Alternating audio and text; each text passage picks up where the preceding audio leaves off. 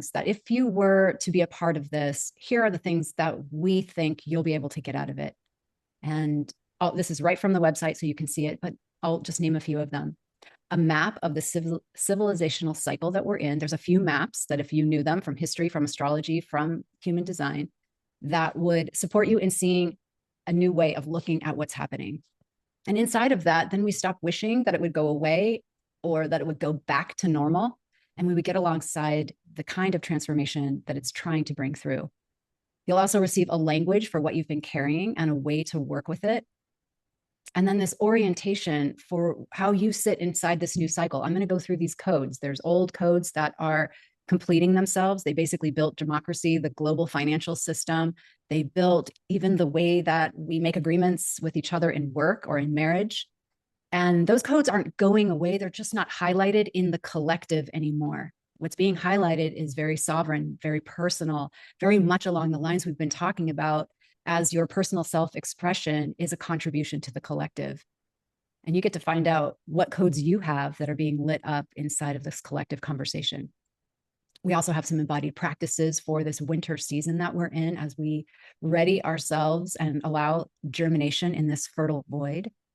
And then you'll be with a community of women oriented in truth, thinking clearly and feeling deeply together. I know a lot of people have been alone right now or feeling alone, maybe feeling overwhelmed in the work that they're doing, but alone in their own soul connection.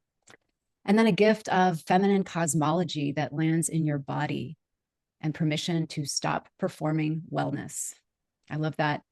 So we want to feel more. We want to be with the truth in our bodies. And that takes a collective agreement that this is our new normal. We don't have to perform for the patriarchy as we have before. I say to some people that the biggest act we can do right now is go for our satisfaction and stop letting the system harness our energy. And then that by itself, that taking that back for ourselves and contributing where it matters actually changes things. So this has the sense that it could restore some vitality and some energy to your beingness during a time that otherwise effort seems depleting. Is there anything else any of you want to say that I might have missed on what someone who joins this container might receive?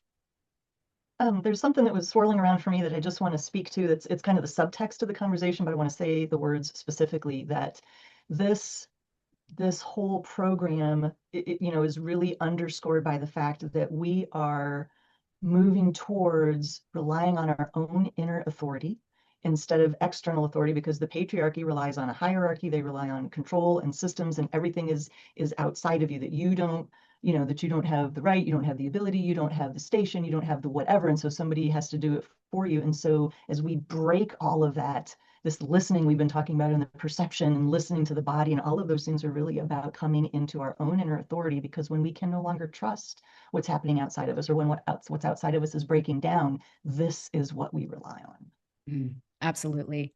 That is exactly true. And the astrology coming up with our big full moon, our nodal axes shift, and a new moon solar eclipse.